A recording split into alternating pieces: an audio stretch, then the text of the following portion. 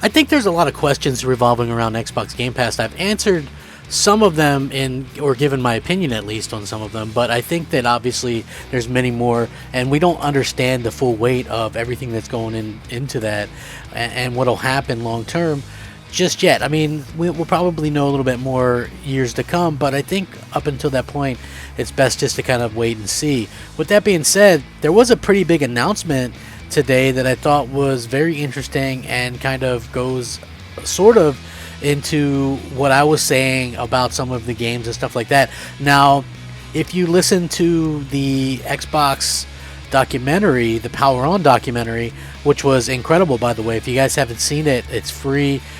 You can watch it off the dashboard. You can actually own it and watch it in 4K off the dashboard, or you can watch it on YouTube or what have you. But it's a tremendous thing to watch and see the history of Xbox and how it almost wasn't, and how, you know, they had blunders along the way, even early on. I mean, Grand Theft Auto 3 could have been an exclusive to Xbox, but they declined it. So, you know, we'll see how, you know, the future reacts. But one thing is, towards the end, they mention how Game Pass is disrupting the industry and how, you know, it's going to possibly be the future and things like that.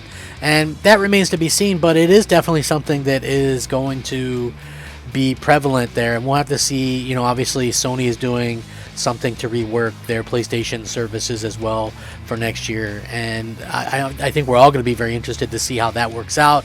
PlayStation is also kind of going back and trying to become friends again with all the indie developers. And the reason why they're trying to become friends with all the indie developers is quite simple, is these companies keep mimicking each other and then screwing up and then needing to go back and mimic each other again. And what I mean by that is this, okay? So the PS3 era, Sony was very kind of distant to indies and things like that, and, you know, didn't care about indies, while the Xbox 360 did. And then when we got to the PS4, that kind of rules reversed. Xbox had a parity clause, and Sony was just very welcoming to the indies. I remember commenting years ago during the PS4 era that Sony seemed to be using these indies because they didn't have anything else at the time, which is pretty much exactly what happened. Once they got past that point and they started releasing their own AAA blockbusters, they kind of forgot about the indies. And Microsoft, on the other hand, went and did ID at Xbox and kind of reinvigorated the indie scene on the Xbox, right? And that really helped with Game Pass because indies want to be released day and date and all that kind of stuff. And it put Microsoft in a much more advantageous situation. Sony, on the other hand, now they've been out there surveyed and things like that, and it looks like they're going back and trying to be nice to the indies and things like that. I think that it's a necessary thing, that you got to have some of these on your shows. You got to, you know, give them some stage time and stuff like that. But that isn't what this is about. This is about more of this announcement, and I think it goes a long way to describe what's going to happen in the future with this kind of stuff.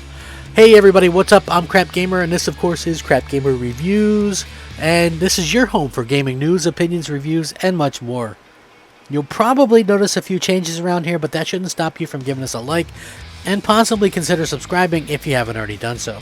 Thank you so much for choosing to spend some of your free time with me today. It really does mean a lot.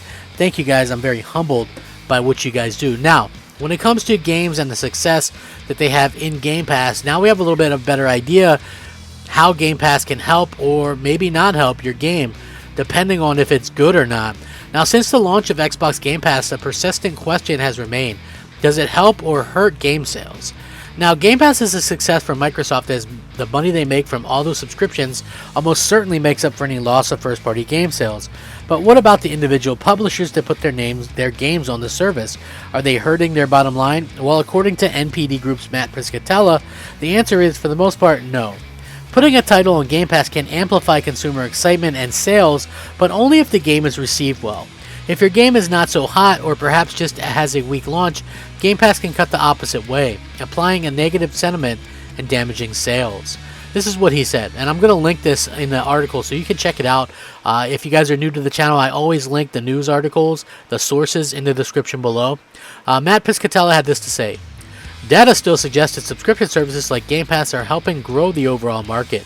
Consumer response to games on these services appear to be amplified, which can help boost traditional purchasing of participating games across all platforms they appear on. Potential downside is, if a game is poorly received on the service, that sentiment also appears to be amplified, which we can actually weigh sales down. Overall, though, these services appear to be a net positive and can be a valuable part of success go-to-market strategy. Traditional purchasing isn't going anywhere, and it's totally fine as an individual consumer to not want to subscribe to a service. You do you. So yes, Xbox Game Pass can be a powerful tool, but only if you use it properly. Forza Horizon 5 just set a launch month sales record for the franchise despite being day one Game Pass release. Meanwhile, some other Game Pass releases like Square Enix's Outriders seemingly haven't turned out so well. I think the day when Game Pass release makes sense for all, or even most games, is still some ways away. But I think obviously everybody has different opinions on this. Now, I liked Outriders at first, right? I thought Outriders was kind of a fun game, but the problem that I had most of all with Outriders was the simple fact that here was a game that was basically killing all of my fun by not saving my progress or my unlockables and things like that, and I couldn't even play it for days. So yeah, it had a lot of issues. Now, in the case of Forza, there was a huge case of FOMO, and I think part of that is the fact that you were able to play it days early by getting a certain edition, and people in Game Pass had the option to upgrade for a certain amount of money, not even the full price of a game, to be able to play that game. Now, did that have anything to do with any of this stuff? It could be. I don't know. We'll have to see. I don't know. You know, I think it'll have to depend. We'll see where Halo lands. Obviously, Halo would be just the campaign because that's the part that's on sale for $60. The multiplayer is free to play, so we'll see. But Halo traditionally has always taken the top spot on the NPD. But it's very interesting to see, you know, hey, they're going, well, you know, if you have a good game, then it's going to sell.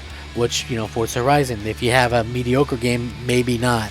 Which, you know, you could look at Outriders and say, well, how come that didn't sell? Well, there's why. I mean, it was a decent game, but it definitely wasn't a, like, top-of-the-line type game. So, you know, I think that it kind of is a weird situation for us to be in as fans. Now, as far as I'm concerned, I think it's just a weird sort of thing because, you know, I do like to own my games, but I think Game Pass definitely has its place, and I've used it. You know, I've used it for a good handful of games. I think this past year is probably the most I've used it so far. I played Psychonauts 2, I played MLB The Show, I played Outriders. I might have did one or two more, I can't really remember, but, you know, for the most part, I think that it's sort of a 50-50 thing, and we'll have to see where everything kind of lands. But something like Gears of War 5, I thought didn't do a particularly good job with it being in Game Pass, I think. But that was early on, so we'll have to see what happens later on. And, you know, again, that could have been facing some franchise fatigue and things like that. There was a lot of issues surrounding Gears 5, but we'll see what happens in the future. It's going to be very interesting. I'm excited to see what happens, and I'm sure you guys all are as well. But what do you guys think about this? Do you guys think that it matters? Listen, we can't say sales don't matter. Sales 100% do matter. They give us more games, more of the same, more consoles, all that kind of stuff. So it's definitely something to take into context, and I think it's a pretty big information. So let me know what you guys think. Rack 'em up, fact 'em up, Crapgamer 'em up. Thank you guys so much for watching. Crapgamer out.